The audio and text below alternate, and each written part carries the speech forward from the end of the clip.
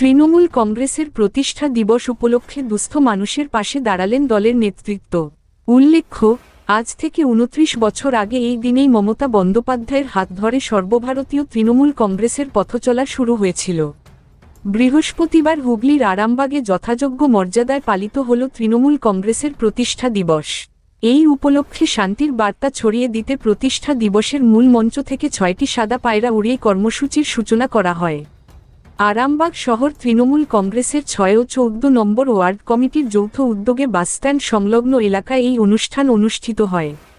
পাশাপাশি তৃণমূল যুবনেতা শেখ বেলালের ব্যবস্থাপনায় গরিব ও দুস্থ মানুষদের হাতে শীতবস্ত্র উপহার স্বরূপ তুলে দেওয়া হয়। জানা গেছে, প্রায় ২৫০০ জন মানুষের হাতে কম্বল বিতরণ করা হয়। এছাড়াও ৫ জন বিশেষ চাহিদাসম্পন্ন ব্যক্তিকে ট্রাইসাইকেল প্রদান করা হয়। অনুষ্ঠানের মঞ্চ থেকেই কৃতি ছাত্রছাত্রীদের হাতে শিক্ষা সামগ্রী তুলে দেওয়া হয়।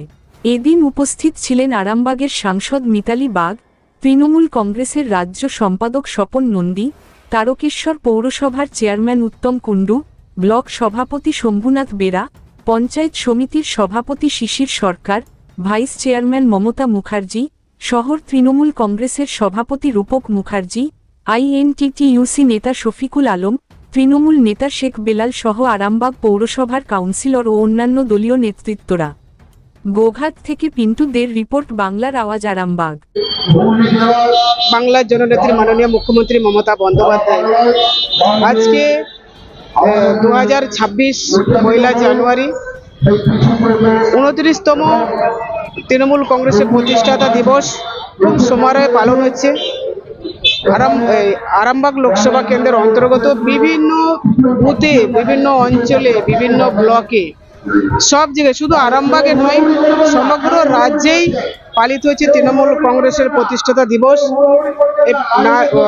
কবিতা আবৃত্তি আপনারা দেখলেন যে বাংলার মাটি বাংলার জল, ধনধান্যে পুষ্পে ভরা গানের মধ্য দিয়ে আমাদের উদ্বোধনী সঙ্গীত ছিল এবং মানুষের হাতে শীত বস্ত্র উপহার তুলে দিয়ে বিভিন্ন রকম যে যেখানে যেমন ভাবে আয়োজন করছে, কোথাও বস্ত্র বিতরণ, কোথাও শীত বস্ত্র বিতরণ, কোথাও সাংস্কৃতিক অনুষ্ঠানের মধ্য দিয়ে আমাদের খুব সমারোহে পালিত হচ্ছে 29তম তৃণমূল কংগ্রেসের প্রতিষ্ঠাতা দিবস।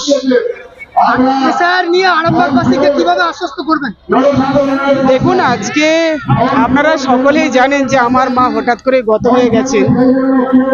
তো পারলৌকিকতার ক্রিয়াকর্ম একটা দায়বদ্ধ, বা আমার পরিবারের প্রতি আমার একটা দায়বদ্ধ আছে, এবং এই আর একটা হচ্ছে তৃণমূল কংগ্রেসের একটা বিরাট পরিবার, আমি তার প্রতিও দায়বদ্ধ। তার জন্যে আজকে এরকম পরিস্থিতি সত্ত্বেও আসা।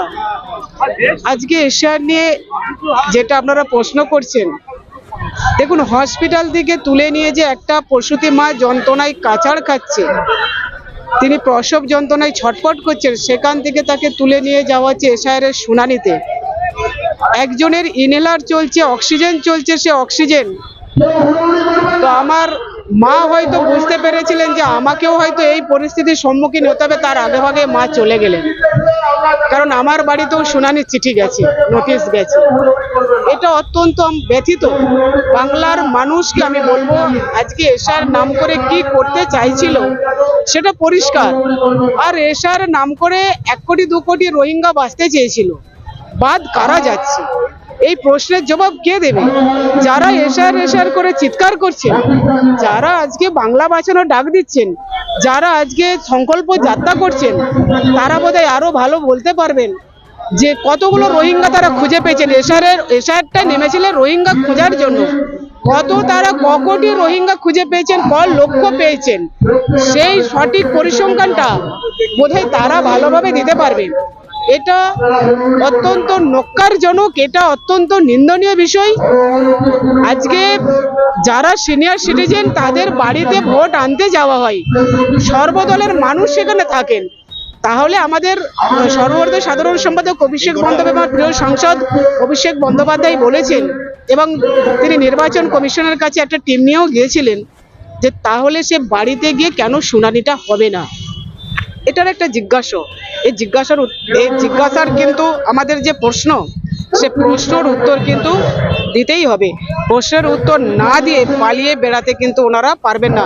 বাংলার মানুষ 2024 সালে ওনাদেরকে যোগ্য জবাব দিয়েছেন। আর 2026 আজকের এই শুভ দিনে শুভক্ষণে শুভ লগ্নে দাঁড়িয়ে বলছি 2026-এও বিজেপি এবং বামকে তো বিসর্জন দিয়েছে, বিজেপিকে যে একবারে ধুয়ে মুছে সাফ করে দিবে তা এশার নামক বস্তুটা আরো একবার আমাদের কাছে পরিষ্কার হয়ে যায়। আজকে হচ্ছে ইংরেজি মাসের নববর্ষ, 1 জানুয়ারি। আমি প্রতি বছরের ন্যায় আমি কামারপুকুরে শরীর ভালো থাকবে, ঠাকুর যদি টানে ঠাকুরের কাছে গেছিলাম। আজকের দিনে তিনি বলেছিলেন যে চৈতন্য হোক, রামকৃষ্ণদেব বলেছিলেন, সেই জন্যই উনি যেভাবে মানুষের কে যেভাবে তিনি চৈতন্য হওয়ার কথা বলেছে, আমিও ওনার কাছে যে আশীর্বাদ চেয়েছি সারা পৃথিবীর মানুষ আমরা যেন সকলে ভালো থাকি, সকলকে ভালো রাখি। তাই আজকের দিনটা যেমন রামকৃষ্ণদেব যেমন তিনি আজকের দিনে সেই যেমন মানুষকে চৈতন্য হওয়ার কথা বলেছেন, তেমনি মমতা বন্দ্যোপাধ্যায় আমাদের নেত্রী, তিনি সেই বলেছিলেন বদলা নয় বদল চাই। আমাদের প্রচুর কর্মী খুন হয়েছিল, তাই আমরা সেই 11 সালের পর আমরা সেই মমতা বন্দ্যোপাধ্যায়ের নির্দেশে আমরা করি। আজকেও সেই মমতা বন্দ্যোপাধ্যায়ের নির্দেশে আমরা প্রতিবন্ধীদের ট্রাইসাইকেল, আপনার কম্বল থেকে আরম্ভ করে বিভিন্ন রকম জিনিস আমরা করি। আমাদের মিতালি বাগ মহাশয় উদ্বোধন করেছেন, আমাদের আইনপিপি সভাপতি উত্তম দা এসেছিল, টাউনের আমাদের রূপক ছিল, ব্লকের শম্ভুদা ছিল। এবার সর্বস্তরের নেতৃত্বদের নিয়ে ছাত্র, যুব, মহিলা, সংখ্যালঘু, SC ST থেকে আরম্ভ করে কিষাণ সেল থেকে আরম্ভ করে সবাইকে নিয়ে আজকের দিনটা আমরা সুন্দরভাবে পালন করছি।